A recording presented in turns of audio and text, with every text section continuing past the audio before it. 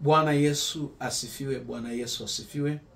Ninakusalimu mpendwa ndugu yangu, rafiki yangu popote ulipo.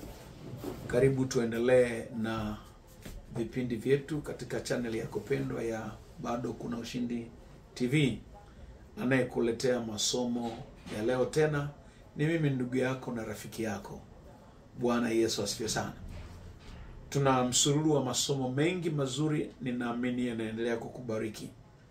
Lakini leo nataka tutafakari kwa pamoja somo linalosema aina 9 za manabii waliokubaliwa na Mungu, wanaopaswa na walio na haki ya kukuhudumia. Bwana Yesu asifiwe sana. Labda niseme tunapoona kila kitu kinachoendelea huko duniani kina misingi ya kibibilia. Chochote ambacho Biblia haihusiki kutoa maelezo, hicho kinakosa sifa kamili. Bwana Yesu asifiwe sana. Tunapozungumza manabii, tunazungumza manabii katika nyakati mbili. Japokuwa kazi zao zinafanana, lakini tunazungumza nabii katika nyakati mbili. Katika nyakati za Agano la Kale kulikuwa kuna ofisi kubwa 3. Kulikuwa kuna ofisi ya nabii, kulikuwa kuna ofisi ya mfalme au mchungaji, na kulikuwa kuna ofisi ya kikuhani. Nabii alikuwa ni kiunganishi kati ya jamii husika na Mungu, na mchungaji au mfalme alikuwa ni kiongozi wa kisiasa mwenye kulinda na kutawala na kuongoza. Lakini kuhani alihusika na mambo ya kiimani au ya kiibada. Bwana Yesu asifiwe sana. Hizi ofisi 3 za Agano la Kale, watu wote hawa walipakwa mafuta. Jina la Bwana libarikiwe sana. Tunapoona Biblia imejaa manabii, tunaona ni katika zile ofisi 3 za Agano la Kale. Lakini katika Agano Jipya, huduma ya kinabii inafunuliwa kwa uwazi katika kile kitabu cha Waefeso sura ile ya 4 mstari wa 11.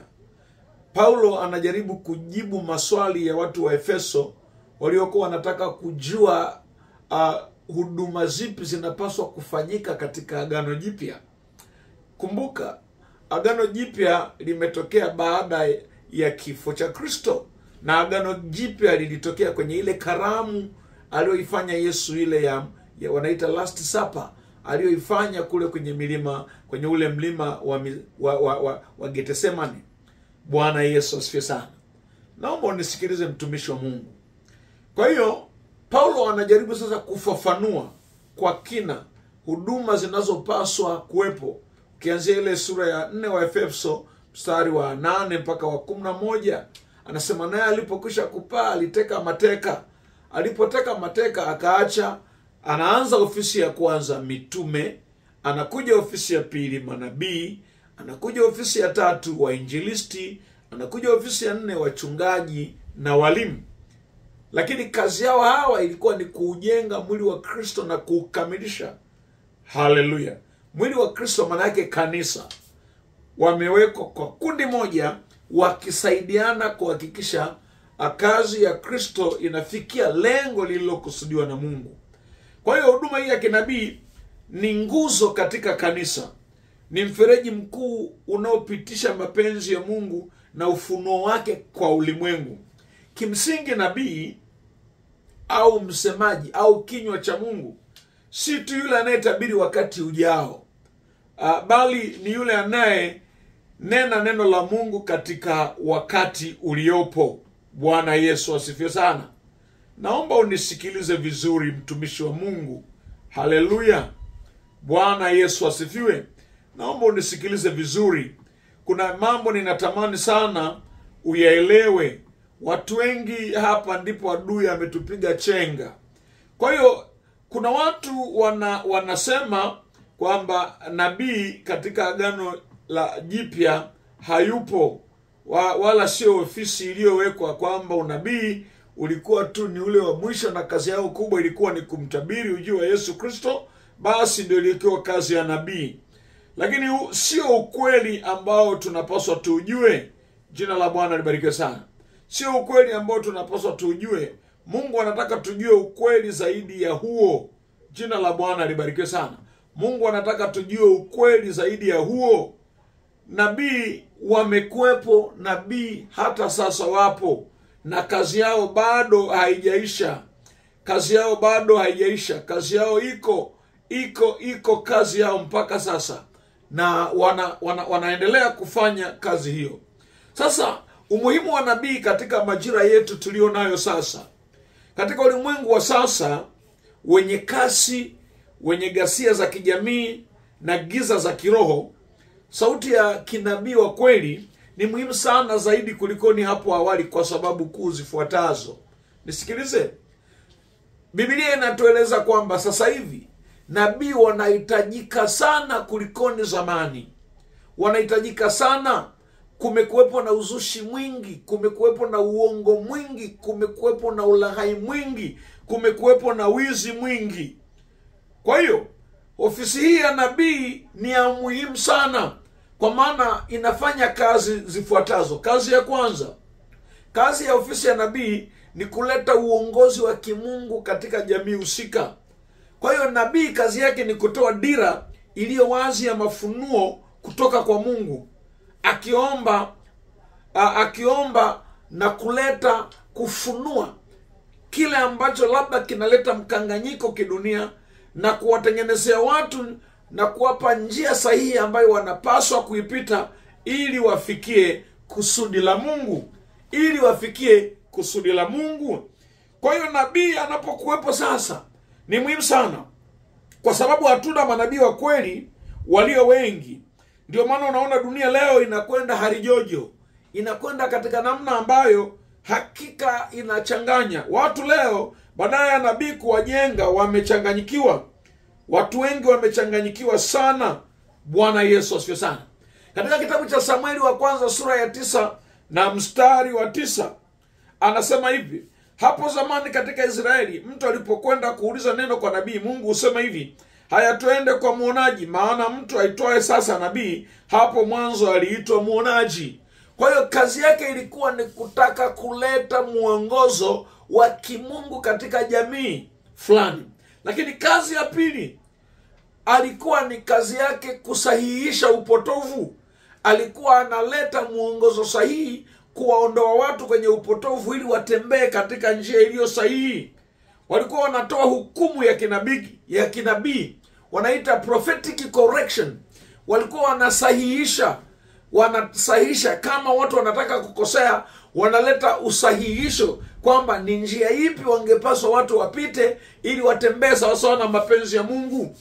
Kazi yao pia ilikuwa ni kufichua dhambi zilizokuwa katikati ya jamii, dhambi zilizokuwa zinasababishwa na viongozi na watawala wakati ule, wakiharibu mambo ya kiuchumi, mambo ya kijamii na kiutamaduni. Na walikuwa kazi yao ni kuwaelekeza watu watembee katika mabadiliko ya kweli. Bwana Yesu asifiwe sana. Na mfano wa kuigwa tunamuona mtumishi wa Mungu anaitwa Elia. Wakati Israeli imeingia katika kuchanganyikiwa, Israeli, katika kitabu kile cha Falme wa kwanza sura ya 18 na ule mstari wa 21, wana wa Israeli wamechanganyikiwa.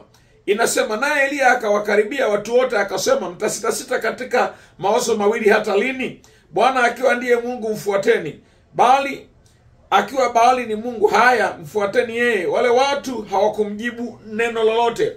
Kwa hiyo unaona, huyu alikuwa analeta correction.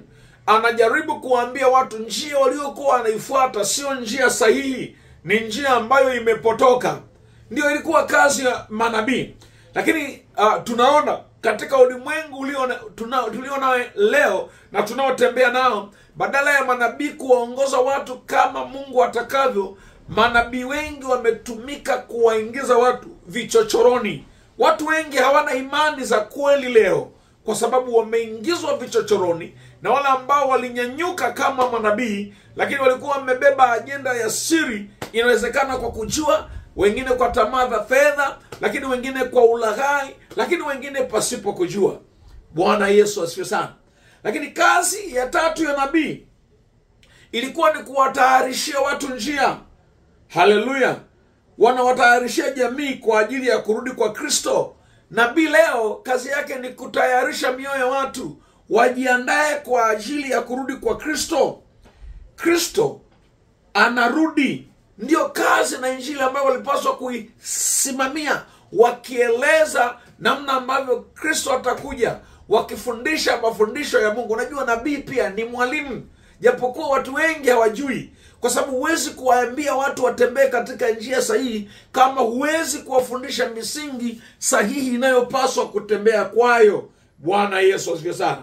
Katika kile kitabu cha Luka ile sura ya kwanza mstari wa 17, sura ya kwanza mstari wa 17 anasema hivi: naye atatangulia mbele zake katika roho ya Elia na nguvu zake, ili kugeuza mioyo ya baba iwaelekee watoto, na kuwatilia waasi akili za wenye haki, na kumwelekea Bwana tayari watu kumwelekea Bwana tayari watu waliotengenezwa. Kwa hiyo ilikuwa kazi ya nabii ni kuleta ujumbe wa Mungu utakaogeuza akili za watu kutoka njia isiyofaa, ili kuwatengeneza mioyo yao imgeukie Kristo ambaye anarudi haraka kuja kulichukua kanisa. Jina la Bwana Yesu libarikiwe sana. Bwana Yesu asifiwe sana. Kwa hiyo kuna hatari kubwa sana watu wanapokuwa hawawatambui manabii wa kweli. Kuna hatari kubwa sana ambayo imeingia leo, na shetani amepata mwanya huo, kwa sababu anafahamu mtu au huduma ya kinabii ina ushawishi, ina aina fulani ya kukubalika. Kwa hiyo kila mtu leo ni nabii, na amekuwa sababu ya kuwaingiza watu chakani na kupoteza imani za watu tofauti na makusudi ya Mungu ambayo Mungu alikuwa amekusudia zamani. Sisemi kwamba leo hakuna manabii, wapo, lakini kuna manabii wa kweli Biblia inasema, na manabii wa uongo. Na katika somo hili nitakuonyesha aina za manabii 9 ambao Mungu amewakubali katika Biblia, wanaopaswa kukuhudumia na kukufanya ufanikiwe sawasawa na kusudi la Mungu. Bwana Yesu asifiwe sana. Kwa hiyo kushindwa kutambua aina au karama au anointing au mfumo wa utendaji, wanaita typology, typology ya nabii wa kweli, kunaleta hasara kubwa sana katikati ya kanisa na watu wa Mungu leo. Narudia tena, kushindwa kutambua aina au anointing, yani kila nabii kuna anointing tofauti tofauti. Manabii wako wa aina 9, lakini kila mmoja ana anointing tofauti na nyingine. Na hapa watu wengi, hata hao wanaoitwa manabii, wengi hawajui anointing yao ni ipi. Kila nabii ana anointing yake, ana karama yake. Ni kweli ni nabii, lakini inatenda kwa namna ya kipekee. Na ndio leo unashangaa kila mtu anataka afanye kama anavyofanya fulani.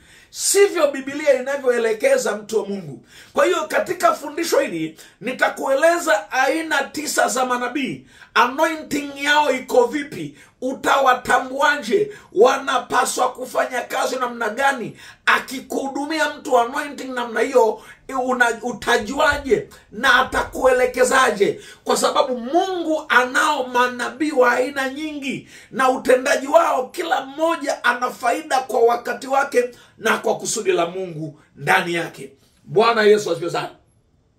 Kwa hiyo kukataa au kutokutambua nabii wa kweli katika majira haya tulionayo, kuna matokeo mabaya makubwa ya moja kwa moja ambayo yameharibu maisha ya watu kiroho, kiuchumi, kimazingira, kifamilia na kadhalika. Kutokutambua manabii wa kweli katika wakati tulionao imekuwa sababu ya watu wengi wameharibikiwa. Kuna vilio vingi vya watu leo, hata watu wamekataa na hawamtaki Mungu walio wengi, kwa sababu wameumizwa kwa namna isiyo ya kawaida. Lakini tatizo ni kwa sababu hawakupata kuwajua manabii wa kweli, pamoja na Biblia kuonya kwamba kutakuja manabii wa uongo na watafanya ishara na ajabu nyingi. Sasa zile ndizo zinazowavuta watu, na kivuto chake, kusudi lake ni kukuingiza katika kukosea kukubwa. Na ninataka niseme, wapo watu wengi leo tunapofikiri wataenda mbinguni, wanaweza wasiende, kwa sababu hawajalishwa na kutambulishwa kutembea katika njia ya kweli ambayo Mungu ameikusudia. Bwana Yesu asifiwe sana. Bwana Yesu asifiwe sana. Kwa hiyo ni muhimu sana kufahamu, watu wengi wameharibikiwa kiroho, kimwili, kiakili, kimazingira, kiuchumi, wamevunja ndoa na kadhalika, kwa sababu ya unabii wa uongo waliopewa na manabii, au mafundisho feki waliopewa na manabii, ambayo yameharibu maisha yao. Bwana Yesu asifiwe sana. Haleluya.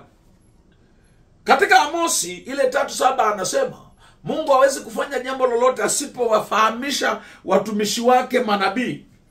Haleluya.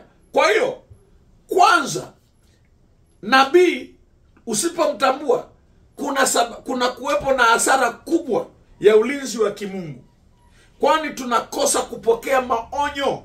Kama hakuna nabii wa kweli, hakutakuwa na maonyo ya wazi kutoka kwa Mungu kuelekeza taifa, kuelekeza mtu mmoja mmoja nini Mungu anataka, au jamii fulani, kwa sababu hakuna manabii wa kweli. Kwa hiyo tunapokosa manabii wa kweli katika kizazi, manake karibia watu wote tunaelekea shimoni, na haya ndiyo majira tulio nayo leo. Bwana Yesu asifiwe. Kwa hiyo kuna hatari, na kama kuna hatari, kuna hukumu pia. Maandiko yanasema kwamba Mungu hawezi kufanya jambo lote pasipo kuwajulisha watakatifu wake manabii. Kwa hiyo kama leo inafika mahali mpaka jambo linatokea ndio nabii anasema leo kutatokea hiki na hiki, huo ni uongo. Yesu alitabiriwa miaka 700 kabla ya kuzaliwa. Mtu wa mwisho ambaye alizungumza habari za Yesu na mwishoni ni Malaki na Sefania, miaka kama 400 hivi mpaka 450 kabla ya kuzaliwa Yesu. Lakini tunaona hata yule Simeoni pamoja na Hana waliambiwa kwamba wakae waombe kwa ajili ya ujio wa Yesu. Unaona, yule mwanamke Hana alikaa tangu alipoachika akiwa na umri kati ya miaka 20 na 30 hapo, mpaka anafikisha miaka 84. Kwa hiyo ni kipindi kirefu alikuwa anatamia ujio wa Yesu. Lakini leo kuna nabii za kama uyoga zinazokurupuka. Tusikiliza, yuko nabii alitabiri mwaka 1600 kwa habari ya Marekani kuja kuongozwa na Mwafrika, kuja kuongozwa na mtu mtumwa mweusi. Kwa hiyo tunaona miaka 400 na inapita, anakuja kuongoza Barack Obama. Kwa hiyo nabii huwa ana jicho la kuona mbali, lakini ana jicho la kuona karibu. Hatuwezi tukawa watu wote manabii wa kuona karibu. Bwana Yesu atusaidie sana. Nitakapokuwa ninakuambia aina 9 za manabii, nitakuonyesha ni nabii gani alikuwa anatabiri matukio ya karibu na manabii gani alitabiri matukio ya mbali. Mwenye masikio na asikie. Tuko katika zamani za hatari. Lakini jambo la pili, athari za kutokutambua manabii wa kweli. Haleluya. Tunapoteza mafanikio yetu, tunapishana na majira. Inapofika mahali mtu badala ya kukuambia kusudi la Mungu, kwa sababu anajiita lakini hiyo roho na huo upako hana, kwa hiyo watu wengi wanasababishwa kukosana na majira yao. Haleluya. Wanashindwa kupata maelekezo sahihi wanayotakiwa kuyaishi kwa ajili ya kuenda kwenye hatima zao. Bwana Yesu asifiwe sana. Kwa hiyo kama kuna kutokufanikiwa kwingi leo, kuna watu leo wanatabiriwa kwamba tu wakae ndani pesa zitakuja, badala walipaswa waelekezwe namna gani ya kufanya kazi kama Mungu atakavyo kwa bidii ili wafanikiwe. Kwa hiyo watu wanakuwa masikini, wanakuwa wanatafuta miracle money badala ya kufanya kazi. Matokeo yake watu wanakuwa choka mbaya, imani zimeanguka, hawana matumaini tena, na baada ya kuonekana umefilisika unakuwa dumped, unatupwa huko, hufai tena. Bwana Yesu asifiwe sana. Haleluya. Katika kitabu cha Mambo ya Nyakati wa Pili tunaona nabii alivyokuwa anasema. Mambo ya Nyakati wa Pili sura ya 20 na mstari wa 20 anasema maneno mazuri hapa. Anasema wakaamka asubuhi na mapema, wakaenda nje katika jangwa la Tekoa. Na walipokuwa wakitoka, Yehoshafati akasimama akisema, nisikieni enyi Yuda, nanyi wenyeji wa Yerusalemu, mwaminini Bwana Mungu wenu, ndivyo mtakavyothibitika. Waaminini manabii wake, ndivyo mtakavyofanikiwa. Kwa hiyo kama hatuna nabii wa kweli, tunatakiwa tujue ya kwamba tunaingia katika kutokufanikiwa kukubwa. Watu wengi leo hatufikii mafanikio ya kweli ya kimungu kwa sababu hakuna manabii wa kweli wanaosimama, na kama wapo ni wachache. Wengi ni matapeli, na bahati mbaya wale manabii wa kweli sio wengi wanawasikiliza na kuwaamini. Wanapenda kuaminishwa vitu rahisi, watu hawataki vitu vigumu. Na hii ndio shida ambayo inalikabili kanisa la Mungu leo. Bwana Yesu asifiwe sana. Kwa hiyo jambo la tatu, kutokuwatambua manabii wa kweli kunahatarisha utambuzi wa kiroho, kwani viwango vya nabii wa kweli katika kanisa vinalisababisha kanisa likuwe na kufanikiwa. Kukiwa hakuna kiwango cha nabii wa kweli katika kanisa, kanisa linatembea katika upofu wa kiroho, linakosa mwelekeo, linakosa kujua wapi wanapaswa waenende kwa wakati uliopo.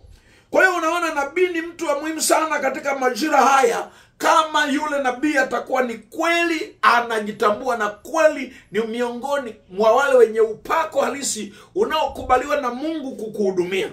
Katika Mathayo 7:15 anasema maneno haya, jihadharini na manabii wa uongo, watu wanaowajia wamevaa mavazi ya kondoo, walakini ndani ni mbwa mwitu wakali. Wanaweza wakaja kwa neno zuri la Mungu, lakini ndani wamebeba hila, wamebeba uovu, wamebeba udanganyifu, wamebeba kila aina ya ufisadi. Na ndio maana ni wakati wa kuambiana ukweli, ili neno la Mungu linalotoa uthabiti wote likusaidie kujua ni nabii gani wa kweli anayopaswa akuhudumie katika wakati tulio nao. Bwana Yesu asifiwe. Sio kila kivumacho au kila kingaacho ni dhahabu. Kuna mengine yanaweza kuwa majaribosi tu, yamebeba uzuri kwa nje, lakini ndani wana hila. Ndani midomo yao imejaa fila na uchungu. Kwa hiyo uwe makini sana, mtumishi wa Mungu. Kwa hiyo Mungu anataka nini?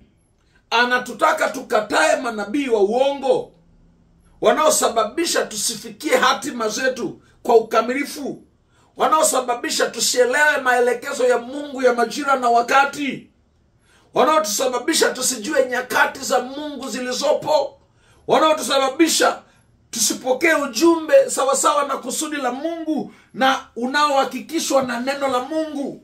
Katika kile kitabu cha Yohana 13 mstari wa 20 anasema maneno haya. Anasema hivi, amini amini nawaambie, yeye ampokeaye mtu yeyote nimpelekaye ananipokea mimi, naye anipokeaye mimi ampokea yeye aliyenipeleka. Maana tukiwatambua manabii wa kweli, hata kama mambo wanayotuambia ni magumu, tukawaamini. Kwa sababu manabii wa kweli hawazungumzi habari njema mara nyingi. Wanazungumza kutusahihisha, wanatuzungumza na kutusababisha tujue majira, lakini wanatuelekeza njia sahihi, sio njia za mkato, kwamba sijui utafanya hivi utapata hiki, utanunua sabuni utaogea utapata pesa. Hizo ni njia za uongo. Ni lazima ujue, mtu wa Mungu. Bwana Yesu asifiwe sana. Haleluya. Kwa hiyo tunaishia hapa kwa sasa. Haleluya. Ni muhimu sana kuwatambua hawa manabii. Somo linalofuata sasa, nitaanza kukuletea zile aina 9 za manabii ambao Mungu amewaleta kwako wakuhudumie. Ukiwajua hawa, utendaji wao utashangaa sana. Baraka zilizofichika ndani yako zitanyanyuka na utashangaa umefanikiwa. Mungu akubariki sana. Lakini nikuambie hili, usiache kusubscribe, usiache kucomment na kushare.